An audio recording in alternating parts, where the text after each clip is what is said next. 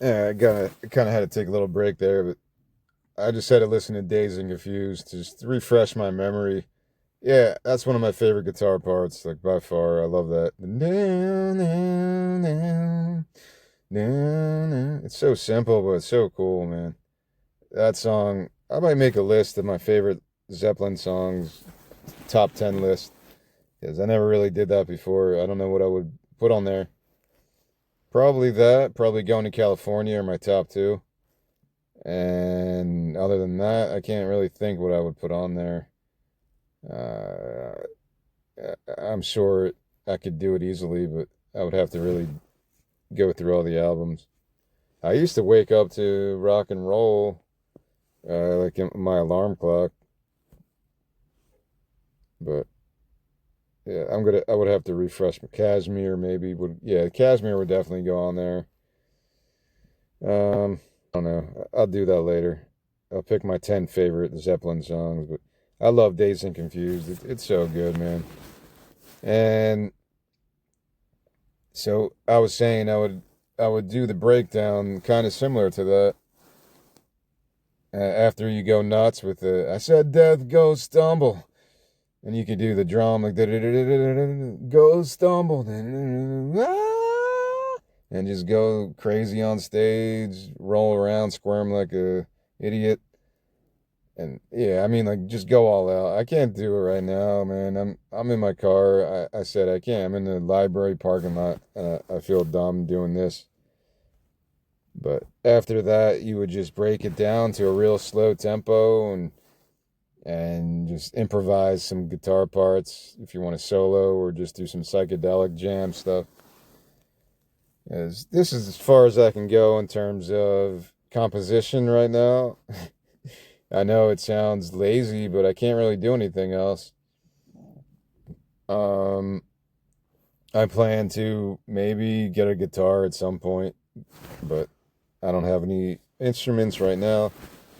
For the last 6 or 7 months, I haven't had any instruments, so I've just been writing songs like this, and it works, man. So I'm not complaining or trying to make you feel bad for me. This has been a good process, but I haven't practiced guitar for 6 months. I think I could pick it up, but I was in a good groove until all this crazy stuff happened to me. Um, so yeah, it's good and bad. I thought this would help me learn different types of music. Like I downloaded apps to learn how to do beats and stuff. Because originally Willie the Vegan was going to be all rap songs, but then I changed direction. Only half of them are rap songs, and they're not really the type of rap songs that you need to have a beat machine for, really. It's more just jazzy stuff, spoken word stuff. But yeah, I'm happy to at least be able to keep writing. I'm not going to complain, man. I'm grateful that I still have ideas in my head. I've had a lot of ideas about concept albums over the last 6 months or whatever, since September, October, even going back to the summer. And I said I wrote a punk album in 2 hours last night, or through the day, Monday, sorry, 2 days ago. When New Jersey got like, I don't know, close to 2 feet of snow, so there wasn't much to do. So I just was lazy and I was like starting to write a song, and I'm like, why don't I just write an entire album? So I wrote a punk album with all this stupid stuff in like 2 hours. It was kind of a weird experience. Wasn't planning to, but I just felt the need to do it at that point. But anyway, that's this song would be my first installment of this evolution of a song, because I just don't want it to be a straightforward blues song. That's the main point here. For anyone at home that writes blues songs, I'm not criticizing it. I just don't like writing the same thing that has been done a million times. That's why Led Zeppelin is considered so powerful, because they weren't just doing the typical rock and roll or maybe a couple songs, yeah, but they always put a different spin on it. Their drumming, their bass, the vocals, everything is just, yeah, just a magical type of band. So yeah, I gotta give respect to Led Zeppelin because I don't listen to it enough. I can't even tell you the last time I listened to Led Zeppelin. Like maybe because I didn't grow up with it. I didn't grow up with Black Sabbath either, and that's been tough for me to get into. I didn't grow up. Well, with the Rolling Stones, I guess I kind of did. Like you always hear them on the radio, at least when you're young. And the Beatles, yeah, like I don't know. It's kind of hard not to know the Beatles. Yellow Submarine when I was really little. And yeah, for some reason Led Zeppelin just didn't click with me as I got older until maybe fairly recently. Not like I didn't like it, I just never got into it. And still, like, they're not a band that I'm very knowledgeable about. I want to feel right discussing any of the albums because I just haven't experienced it enough. But this is how this song evolved because of Led Zeppelin. I'm looking to the past to evolve my own songwriting, which is kind of cool if you look at it like that. You're always trying to build on somebody else as an artist because it's hard to create completely original stuff unless you're like Sparks, or maybe they might be Giants. They just create amazing stuff that's so unique.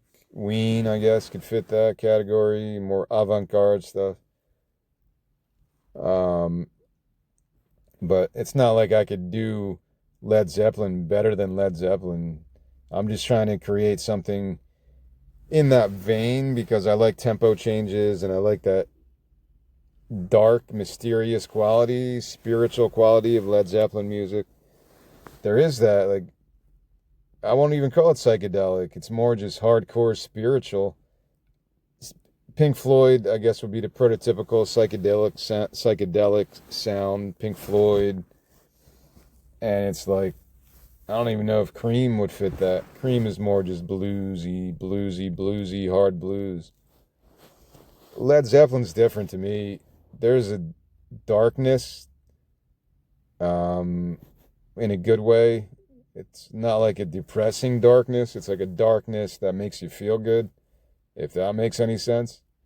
Is is that a good way or apt description of Led Zeppelin?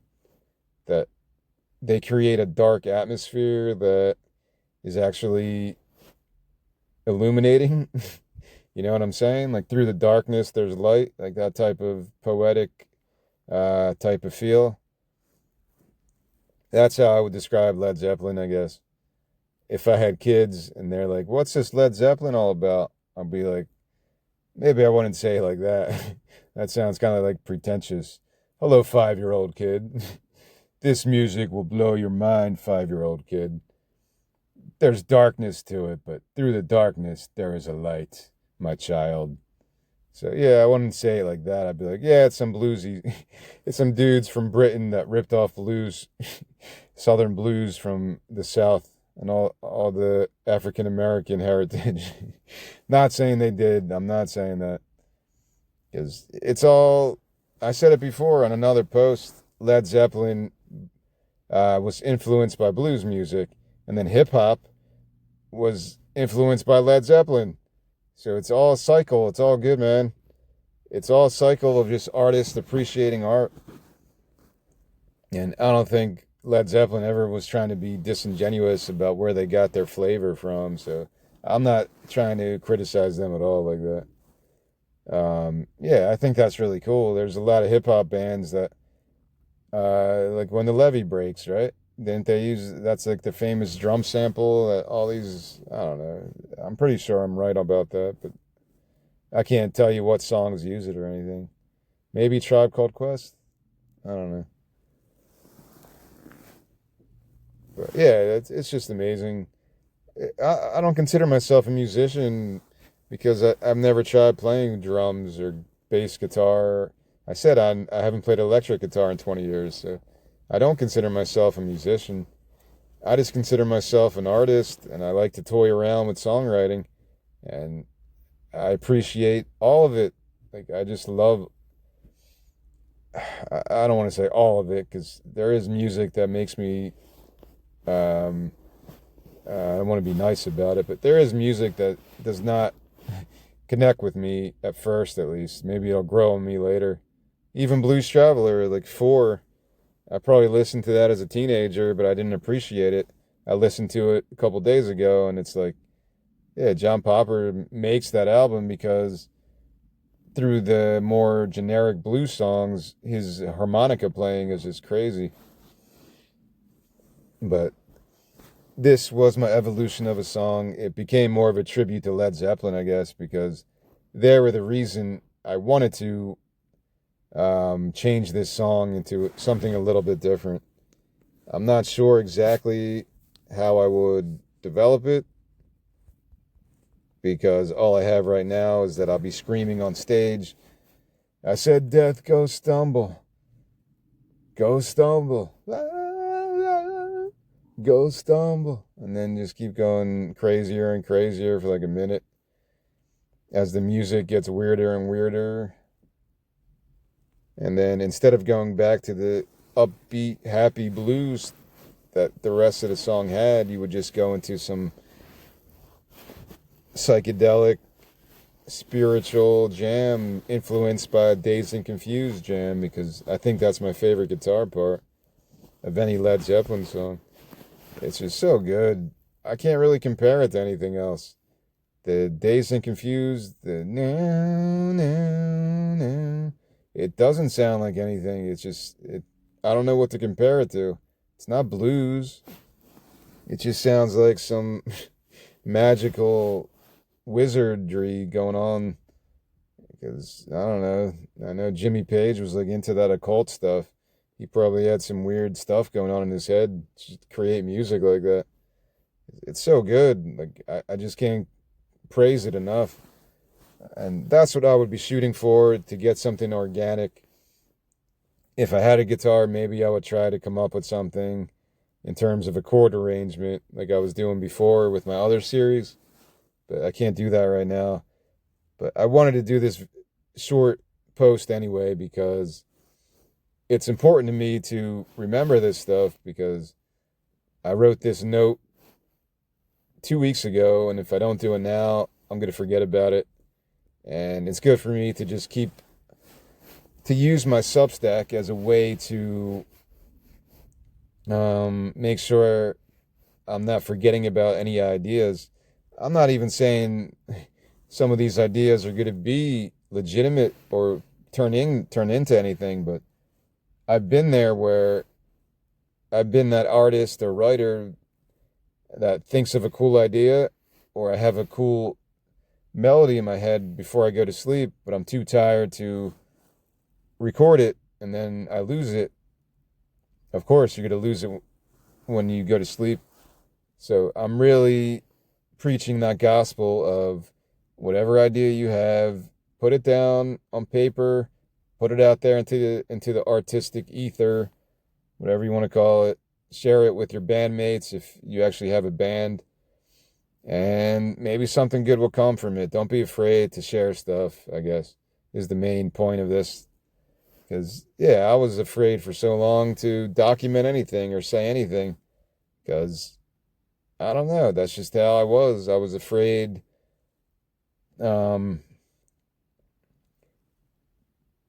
I guess even imposter syndrome as a teenager, because you don't even know who you are or who you're trying to be. At least I wasn't. I'm like, I don't know. You just drift away, or you drift along as a teenager. You try to find a clique or a genre to connect with, a tribe, which I kind of wrote about in my book. You want a tribe to call your own, whether that's punk rock or hip hop and all that stuff. And country music is a big tribe. So it's all good, man. Like, I don't care. I'm not judging one or the other as better. I'm just saying, especially as a teenager, sometimes you have those identity crises where you want to fit in, but you don't want to be a poser.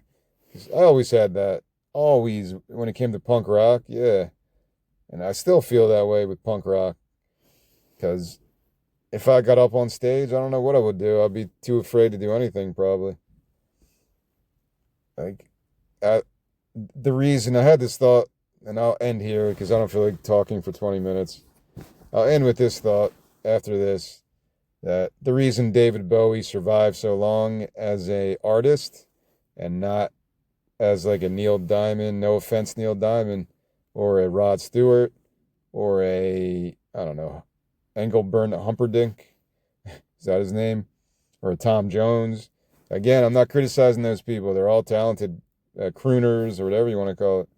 But the reason David Bowie was unique as an artist was because he kept redefining himself. And that's how I would have to do it. Like, I can't do it like David Bowie did it, but I would have to become somebody different on stage if I want to try to be a legitimate punk person. Like, I'd have to become somebody different because I don't know how to be that person in my current persona. I just have to get crazy with it, which is why, yeah, a lot of times I just want to be alone and try to explore my own artistic license, my own artistic relevance. I don't know what I'm trying to say anymore. My own artistic credibility, I guess. Yeah. Because I need to practice that, and I never really get to, because I'm not a performance person. I'm not a performing artist. So it's hard for me to even get through a Substack post like this and to feel like legitimate, like, because I've never even recorded a song or performed anything besides like one time I did an open mic like 20 years ago. So it's difficult for me to deal with those issues. But then I'm like, I'm trying not to curse. I was cursing all day today for other reasons. But I'm trying not to curse on my Substack anymore. You just have to say, enough. I'm going to do this because I love music. I love art. And I think I could add something to the legacy of American music or New Jersey music. I never knew Blues Traveler was from New Jersey, or they formed here. I don't think all of them were born here. But that's basically where I'm coming from when I do a post like this. Yeah, I get it, man. There's people who actually have bands and perform 4 or 5 nights a week, and they do that hustle. They sell their merch, and that's how they get known. That's just not my path. I think there's enough paths for everyone to, if you have something to offer as a songwriter or any kind of artist, just do it. Share it with someone. Don't be afraid, because you don't want to be like me and wait till you're in your 40s to share stuff. Now, there's a difference in my case because in my 20s, I didn't have anything, so I couldn't really share anything. Everything I've built has been through my 30s and 40s, really, because my early songs were just so bad. But I never stopped. I just kept going through college, through my 20s, through my 30s, up till now. I just can't stop doing it because it's like a drug for me. It's something I need to do, even though I don't make a penny off of it. And I guess I'm just going to keep repeating myself now. But the reason I brought up David Bowie was because of that. He stayed relevant as an artist, not as like a crooner or somebody who tours the same songs over and over again. He was constantly trying to develop, whether people thought it was successful or not.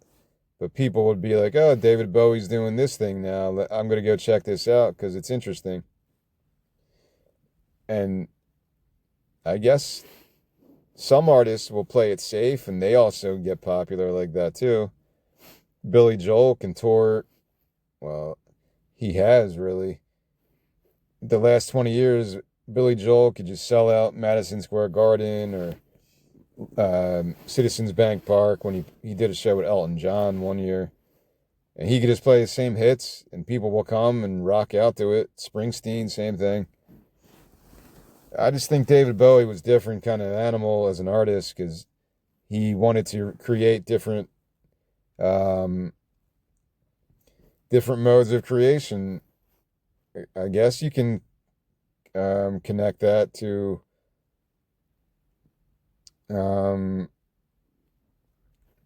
well, I was gonna say you can connect it to what I'm trying to do because just like Led Zeppelin, I don't know David Bowie stuff that well either.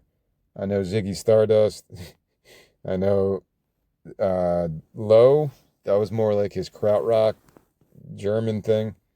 When he was in Berlin, right? Kind of industrial noise, which I didn't love, but it's cool. It has some cool stuff on there. I've listened to Black Star. Some of the 80s stuff is cool. Let's Dance and all that stuff. Yeah, there's a million David Bowie songs. Like, for real, there's so many good songs. But anyway, yeah, I said I would stop talking, so let me do that now. This is the evolution of a song. The main point is that blues music can be very cliche and very boring or very stale or very generic, whatever word you want to put there. And I just want to make it something different to add more of a flair to it, to add more of a urgency and a more to capture people's attention, really, if you played this song live somewhere. Because that's a big part of it.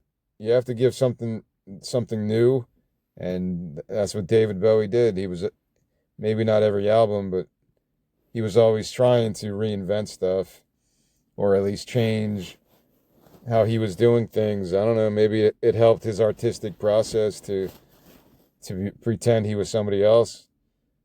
And it's kind of like an actor. Actors kind of do that. I'm trying to do that now. I'm trying to be in Spanish land 8 hours a day for the next few months because I'm just trying to teach myself Spanish, like conversational. So it's going to take me a good while to do it. But I'm just going to try to spend 8 hours a day in Spanish land where all I do is listen to music in Spanish. And like I said, listen to movies or TV shows or just have conversations with artificial intelligence on my phone. And that's kind of what my plan is. It's similar to that. You have to become somebody different. You have to think with a different consciousness to learn a different language. And that's what I'm trying to do with this song. And if I think of other things in the future, but I think it's good for me to do this because it's kind of like a therapy session too, to get frustrations out and to just keep thinking that my ultimate goal is to record this stuff. And I don't know if I'm closer to that goal. I don't know because I don't have a legitimate way to do this. I don't. It's just the reality I'm in. But the goal for my life is always going to be to record all these songs and to share them with whoever wants them. That's all. It's not that complicated and it's not that mysterious. It's not that magical. It really isn't. I just want to make stuff. The way I describe my goal as an artist has always been that all I'm interested in is creating cool shit. I said one curse. That's not really a curse though. Let's be honest. That's not really a curse word. I just want to make cool shit. I want to make cool art that anyone could take something away from and be like, yeah, that's interesting, or that's kind of different, or that's unique. That's whatever, man. I just want to make cool stuff. At least I'll think it's cool. And yeah, I guess I'll end it there. This is Evolution of a Song, Part 1, or Episode 1. I don't trust nobody who don't eat garlic.